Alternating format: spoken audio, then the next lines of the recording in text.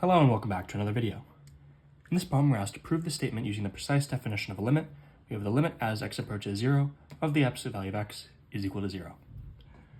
So the precise definition of a limit says that the limit as x approaches a of f of x equals L if for any positive number, epsilon, there is an associated positive number delta such that if 0 is less than the absolute value of x minus a is less than delta, then f of x minus L, the absolute value of that, is less than epsilon. So let's plug in our values for this particular problem. So a is the value that x is approaching, so that's just 0. So we have 0 is greater than, or 0 is less than the absolute value of x minus 0 is less than delta.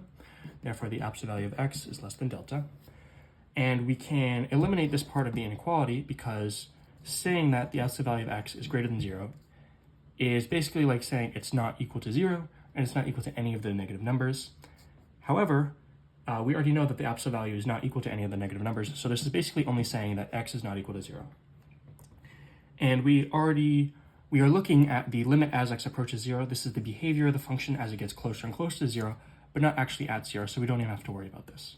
So we just have the absolute value of x is less than delta, and f of x is the function in here, so that's the absolute value of x. L is the value of the limit, which is 0. This is less than epsilon. So this is the absolute value of x is less than epsilon.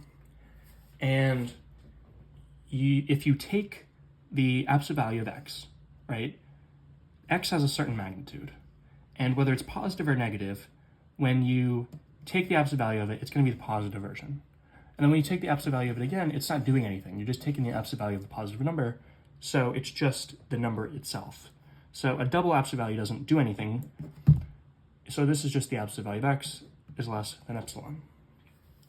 Therefore, if the absolute value of x is less than delta and it's less than epsilon, we can say that delta equals epsilon.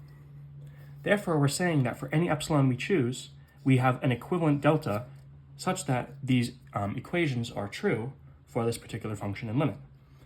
And we have to go from saying, okay, if this is true, then we can say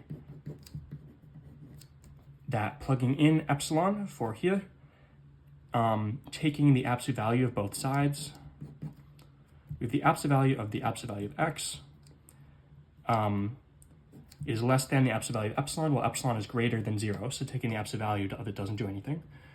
And subtracting 0 from this is our final step, because then we have the absolute value of f of x minus L is less than epsilon. And again, it usually seems when you're doing this step that you're just undoing what you just did.